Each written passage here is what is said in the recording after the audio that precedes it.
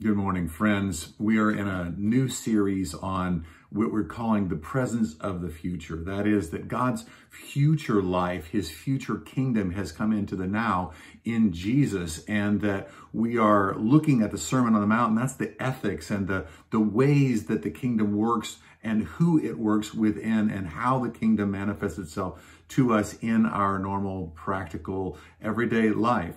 I love the way that the scholar N.T. Wright translates this in his commentary on Matthew. He says, "Wonderful news for the poor in spirit. The kingdom of heaven is yours. Wonderful news for the mourners.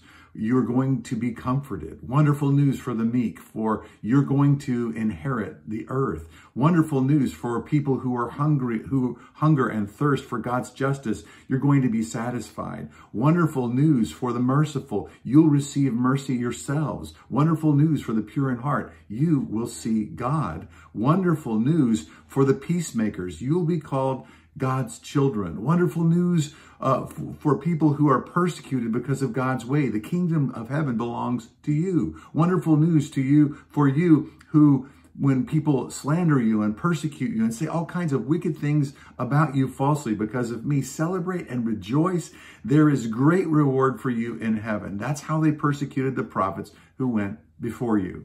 So this is a really interesting list, and we looked at it on the whole instead of each particular beatitude because it's important to see that this whole sermon is about God's kingdom coming and who God's kingdom comes to. And this is a sampling, a list of ways and to whom God's kingdom comes. And so I want to ask you today, as we start looking at this week, to catalog for yourselves, to reflect upon when you've experienced these things. When have you been in a time where you were spiritually bankrupt and God met you? When were you in a time when you were grieving and in a place of loss and the kingdom of God and God's comfort became real to you? When were you in a time where you thirst for things to be set right and then they were set right and you worked to be a part of those things being set right? When was there a time when you showed mercy to someone, and then later on when you needed mercy,